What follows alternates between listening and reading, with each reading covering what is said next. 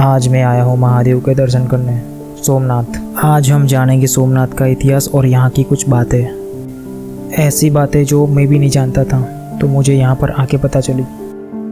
सुनने में आया कि भारत में कुछ 12 ज्योतिर्लिंग है और सबसे पुराना ज्योतिर्लिंग सोमनाथ में आया हुआ है, और सब लोग आदि ज्योतिर्लिंग सोमनाथ कह के भी बुलाते हैं। सोमनाथ मंदिर को 6 बार खंडित किया गया था, मगर 7वीं बार सरदार वल्लभ भाई पटेल ने मंदिर का निर्माण करवाया। चलिए तो मेरे साथ सोमनाथ घूमते हैं और सोमनाथ के बारे में जानते हैं कुछ बातें। यहाँ से कृष्ण भगवान को तीर लगा था। हाँ, इसको भालका तीर्थ बोलते हैं। ये सारे मंदिर सोमनाथ ट्रस्ट के अंडर में। सुबह 6 बजे मंदिर ओपन हो जाते हैं, पूरा दिन मंदिर खुला रहता है। सभी मंदिर में 3 आरती होता है। 9:30 को क्लोज हो जाता है। जब लास्ट सरदार पटेल ने 1942 में मंदिर का निर्माण करवाया, तब से एक ट्रस्ट बनाया सोमनाथ ट्रस्ट, इसलिए सारे मंदिर ट्रस्ट के अंदर में। इसको भालका तीर्थ बोलते हैं। बिल ने मारा भाला, इसलिए भालका तीर्थ। भगवान श्री कृष्ण को द्वापर युग का समय समाप्त हो गया था, कृष्ण अवतार का समय समाप्त हो रहा था, और गांधारी ने श्राप दिया था कौरवों की माता ने, जैसे मेरे 100 पुत्र मारे गए वैसे आपका वंश का भी नाश हो जाएगा। वो भगवान की लीला थी, इसलिए भगवान ने अपने सोने की द्वारका जी थी, वो पानी में अरब सागर में भगवान ने डुबा दी थी। और ये जगह पसंद की थी कि सोमनाथ कृष्ण भगवान के इष्ट देव थे, और सोमनाथ का सेकंड मंदिर कहा जाता है कि कृष्ण भगवान ने बनाया था। यही मंदिर के अंदर पीपल का पेड़ है, वही टाइम का 5,500 साल पुराना। उसी के नीचे भगवान विश्राम कर रहे थे, और जरा नाम के शिकारी ने समुद्र किनारे से भगवान को हिरण समझ के तीर छोड़ा था, क्योंकि भगवान के दोनों पैर में पद्म था, वो चमक रहा था। तो जरा नाम का शिकारी को लगा, उस टाइम पूरा जंगल था, कि कोई हिरण की आँख चमक रही, हिरण समझ के तीर मारा। जब यहाँ अपना शिकार लेने आता है, देखता है भगवान को तीर लगा, तो क्षमा प्रार्थना करने लगा। तो भगवान बोले, इसमें तेरा कोई दोष नहीं, सब मेरे प्रेरणा से हुआ है। मेरे को स्वधाम जाने का समय आ गया है, तुझे पता नहीं है तू कौन है। तू त्रेता युग में राम अवतार में बाली था, और मैंने तेरे को मारा था। बाली और सुग्रीव दोनों भाई थे, और सुग्रीव का पक्ष लेके भगवान ने बाली को चुपके से मारा था, और वचन दिया था कि कृष्ण अवतार में तुम मेरे को मानना। जो ये जरा नाम का शिकारी है, वो राम अवतार में बाली था। Okay, thank you.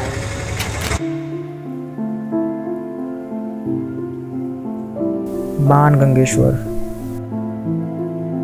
सुनने में आया कि जो जरा नाम का जो शिकारी था, उसने यहाँ से तीर छोड़ा था, और भगवान को भालकर तीर्थ में वो तीर लगा था। तब से इस जगह को बाणगंगेश्वर नाम से जाना जाता है।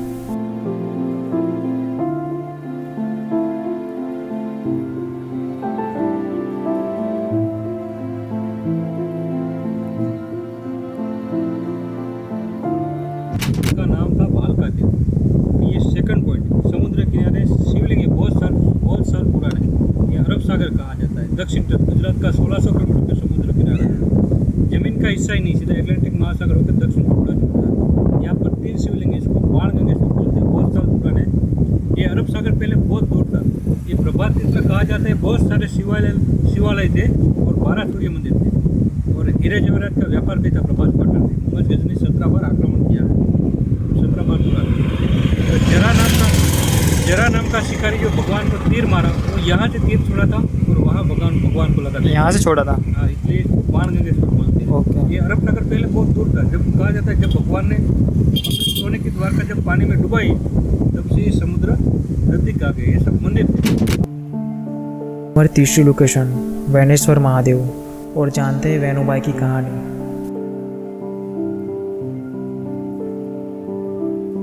इसको वेणेश्वर महादेव बोलते हैं। क्या बोलते हैं? वैनेश्वर महादेव। वेणेश्वर महादेव। ये प्रभास पाटन का जो राजा था, उसकी लड़की का नाम था वेणुबाई। वेणुबाई एक शिव भक्त थी। वो डेली सर्विस मंदिर में पूजा करने के लिए आती थी। ये मंदिर ट्रस्ट के अंडर में नहीं, इसलिए डेवलप नहीं हुआ। यहाँ के जो पंडित जी उसके अंडर में है। 5000 साल पुराना वेणेश्वर महादेव मंदिर। वो शिव भक्त थी, प्रभास पाटन की राजा की लड़की, उसका नाम वेणुबाई। वो डेली सर्विस मंदिर में पूजा अर्चना करने के लिए आती थी। जब सन 1024 में मोहम्मद गजनी जब सोमनाथ लूटने के लिए आया, तो मोहम्मद गजनी के जो सिपाही उसके वेणुबाई के पीछे लग गए। तो वेणुबाई जो है मंदिर के अंदर चली गई, और शिव जी की प्रार्थना करने लगी, प्रभु मेरी रक्षा करो, अगर मैंने सच्चे मन से आपकी भक्ति की है तो मेरे प्राण बचाइए। तो लिंग ऐसे 2 भाग खुल गई थी ऐसे। आज भी वो निशान बना है। उसमें से आवाज़ आई कि वेणु तुम इसमें बैठ जाओ। वेणुबाई उसी के अंदर बैठ गई, लिंग वापस पैक हो गया, जुड़ होगी। तो वेणुबाई की जो माथे की चोटी थी वो बाहर रहेगी।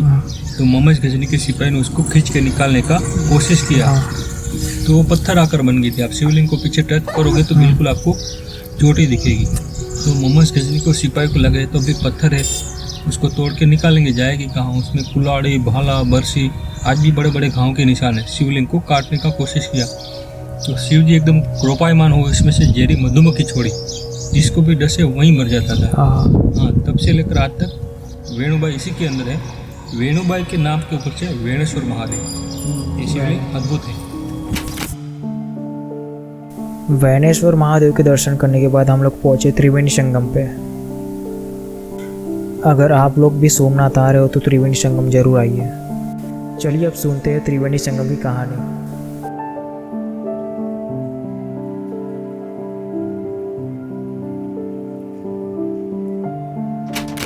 ત્રણ નદીનો ત્રિવેણી સંગમ થાય છે। ત્રિવેણી સંગમમાં ચંદ્રમાને સ્નાન કરવાથી ક્ષય રોગથી ઠીક થઈ ગયા હતા। આપણી પૃથ્વીની हमारी पृथ्वी के आसपास 9 ग्रह है और 27 नक्षत्र है। 27 नक्षत्र दक्ष प्रजापति की कन्या और चंद्रमा की पत्नियाँ।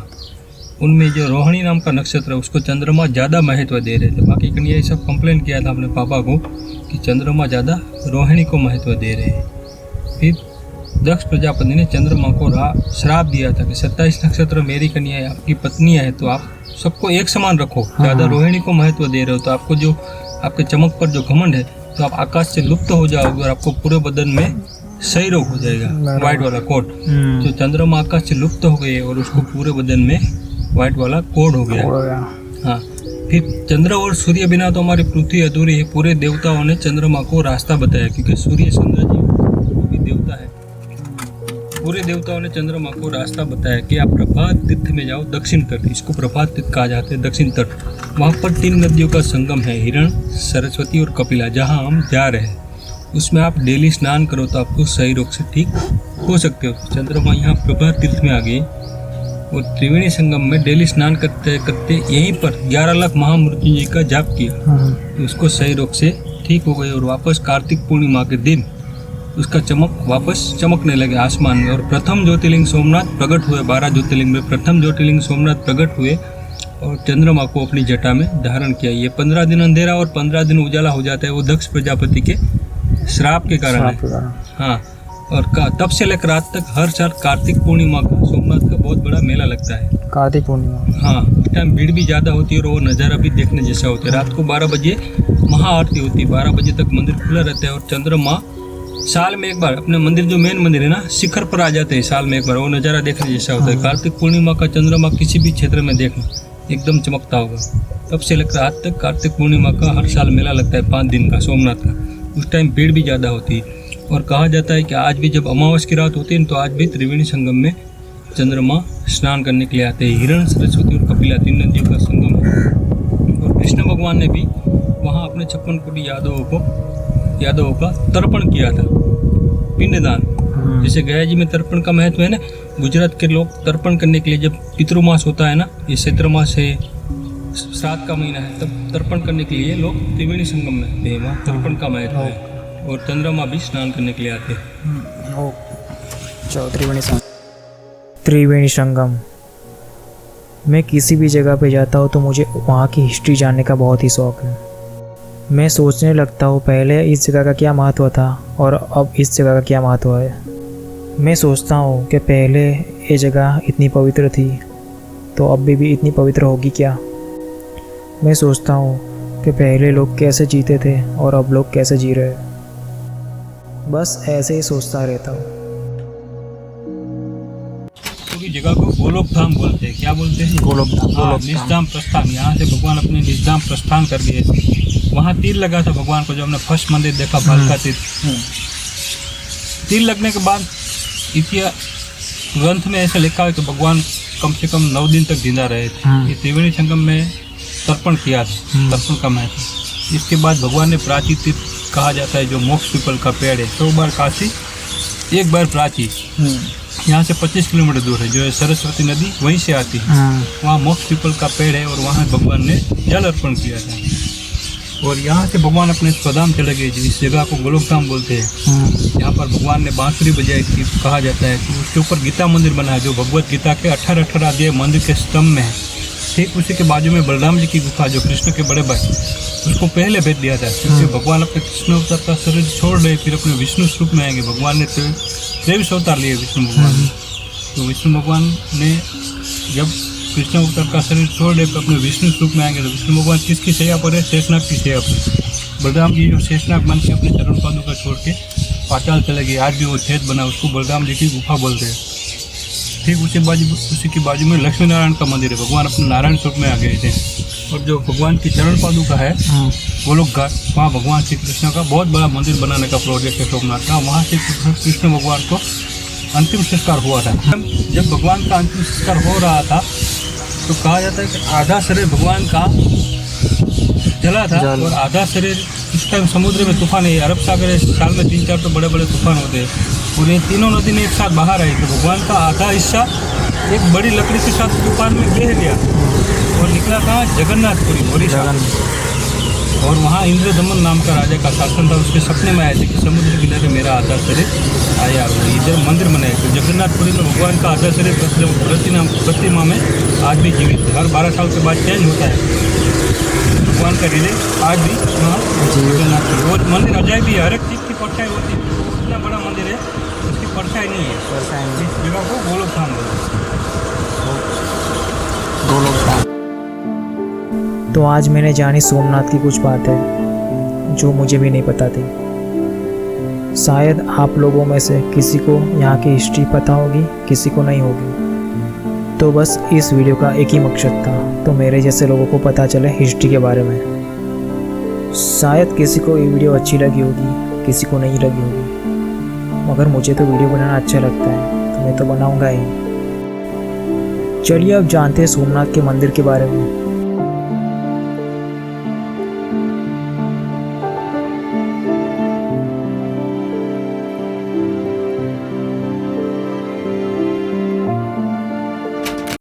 सामने जो दिख रहा है सोमनाथ मंदिर है। सोमनाथ मंदिर 1942 में सरदार पटेल ने वापस निर्माण करवाया था, तब से एक ट्रस्ट बनाया सोमनाथ ट्रस्ट। इसलिए सारे मंदिर ट्रस्ट के अंडर में सुबह 6 बजे मंदिर ओपन हो जाते हैं और 9:30 को क्लोज हो जाते हैं। और ये इसी जगह पर 17 बार मंदिर बना है। मोहम्मद गजनी ने 17 बार तोड़ा है। फर्स्ट मंदिर कहा जाता है चंद्र भगवान ने कार्तिक पूर्णिमा के दिन बनाया था और सेकंड मंदिर कृष्ण भगवान ने बनाया था जो चंदन लकड़ी से बना था। उसमें गोल्डन हीरे जवाहरात डायमंड लगे हुए थे। ये एक सोने की नगरी कहा जाती थी, जैसे काशी है ना, वैसे ये प्रभातीत में बहुत सारे शिवालय थे और 12 सूर्य मंदिर थे। तो मोहम्मद गजनी ने 17 बार होते इतिहास गवाह है, 17 बार लूटा है, तोड़ा है। यही सोमनाथ मंदिर की कहानी। ओके, उसके बाद सरदार वल्लभ भाई पटेल ने बनाया। हाँ, लास्ट सरदार पटेल ने बनाया। तब भी ऐसा ही क्या ऐसा है। और मंदिर के बाजू में ठीक सामने पुराना सोमनाथ जो इंदौर की महारानी अहल्याबाई ने बनाया था 1783 में जमीन के अंदर बना था।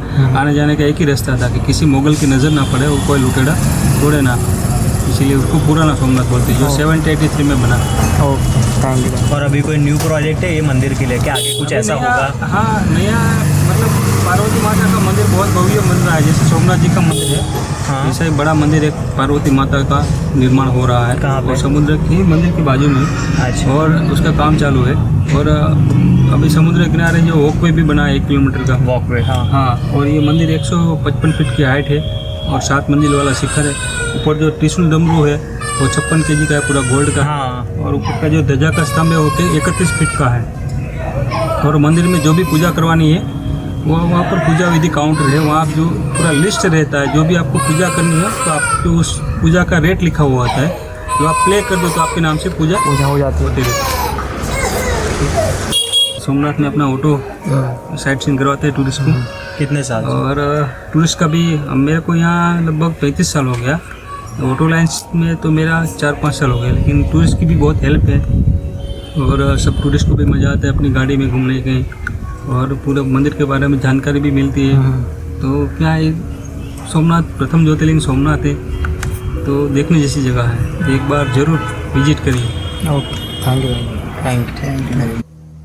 हमारी सोमनाथ की कहानी और कुछ बातें। तो वीडियो अच्छी लगी हो तो लाइक कीजिए, शेयर कीजिए और कमेंट कीजिए। चलो मिलते हैं नए वीडियो में, नई जगह पे और नई कहानी के साथ।